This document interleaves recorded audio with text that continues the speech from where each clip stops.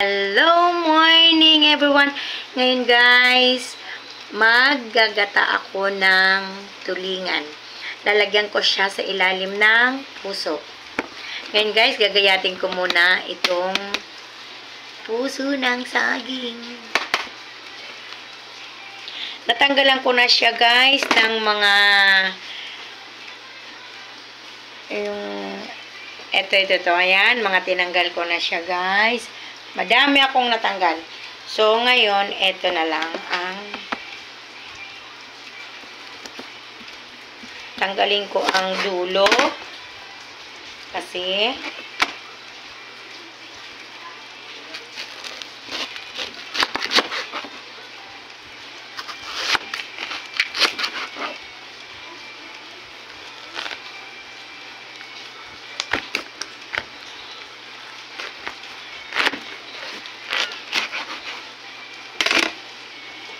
ngayon guys, ibababad ko muna siya sa tubig na may asin para matanggal ang kanyang mga lagkit-lagkit, pati yung pakla para matanggal.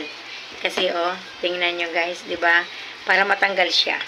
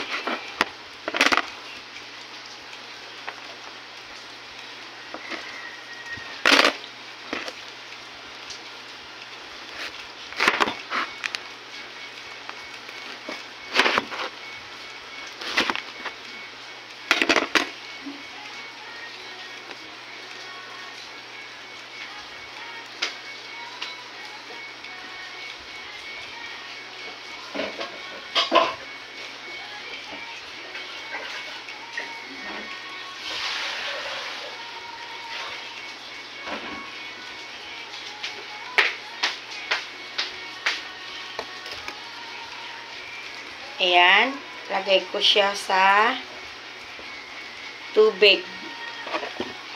Lalagyan ko siya ng asin. Habang ako ay nagpipiga ng nyog, akin na muna siyang ibabad sa tubig na may asin.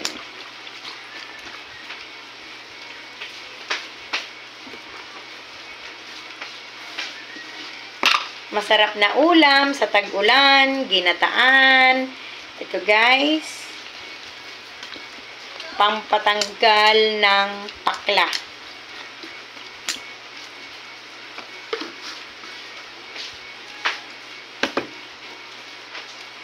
Ayan. Hayaan ko na muna siya ng kahit mga 10 minutes. At ako'y magkakayod naman ng nakayod ko na siya guys. Pipigain ko na lang siya. Ngayon, pigain ko naman. Ayan guys, tingnan nyo kung ano ang kulay ng pinagbabarang ko ng puso. Ayan, tinanggal ko na yung puso sa kanyang pagkababad. Tingnan nyo, andito yung mga dagta ng puso. Mapaklayan kasi pag hindi natanggal. Ilalagay ko na siya doon sa paglulutuan ko. Itong puso. Ayan. Ito, ilalagay ko na. Ito na yung pangalawang gata ko ng niyog. Lulutuin ko muna yung puso ng konting luto-luto lang muna. Saka ko ilalagay ang tulingan. Kasi kailangan ko munang maluto yung puso. Ayan. Sapin sa tulingan ang puso. Sindihan ko na muna. Ayan na guys. Kumulo na ang aking pangalawang gata na may puso. Nilagay ko na yung puso. So, ngayon, ilagay ko naman ang tulingan. Lagay ko naman siya sa ibabaw lang. Kasi, kailangan maluto yung puso.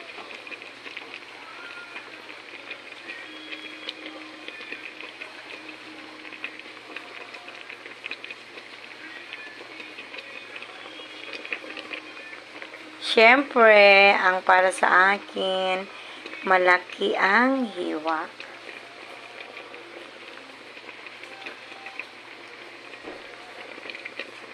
At saka, yung sa aking hubby naman is malaki din. Siyempre, yung isang tulingan, pinagdalawa ko lang. Para malaki. Ayan, takpan ko na ulit para maluto. Ito na guys, ang aking panghuling ilalagay ay ang aking kakang gata. Ang unang gata sa aking niyog. Ayan, pakuluin ko siya. Pag isang kulo, okay na, luto na. Kasi nalagyan ko siya na ng timpla. Nilagyan ko na ng paminta, magic sarap, asin, at bawang. Meron na siya. Kaya ngayon, isang kulo lang siya, okay na. Okay guys, bye-bye na. God bless everyone. Thank you.